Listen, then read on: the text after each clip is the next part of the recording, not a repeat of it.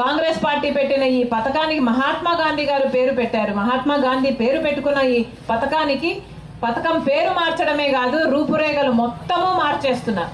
ఇది ఎలా తయారవుతుందంటే ఆఖరికి పక్కన ఏదో ఒక కాంట్రాక్టర్ ఒక పని చేస్తున్నాడు అనుకోండి, ఒక రోడ్డు పనో ఒక ఇరిగేషన్ ప్రాజెక్ట్ పనో చేస్తే ఆ కాంట్రాక్టర్ కిందకి ఈ ఉపాధి హామీ పనిని కూడా జోడిస్తే ఆఖరికి ఇది ఎలా తయారవుతుందంటే ఆ కాంట్రాక్టర్ కి పని చేసిన వాళ్ళు అవుతారు. అంటే ఆ కాంట్రాక్టర్ ఎప్పుడు డబ్బులు ఇస్తే అప్పుడు తీసుకోవాలి, ఇస్తే తీసుకోవాలి, ఇవ్వకపోతే ఏడ్చుకోవాలి, కానీ అడిగేదానికి మాత్రం మనకు హక్కు ఉండదు. ఆఖరికి ఇది ఎలా తయారైతుందంటే గ్రామాలు బాగుపడడానికి, గ్రామాల అభివృద్ధి కోసం ఉపాధి హామీ పనిని ఇక చెయ్యబోరు.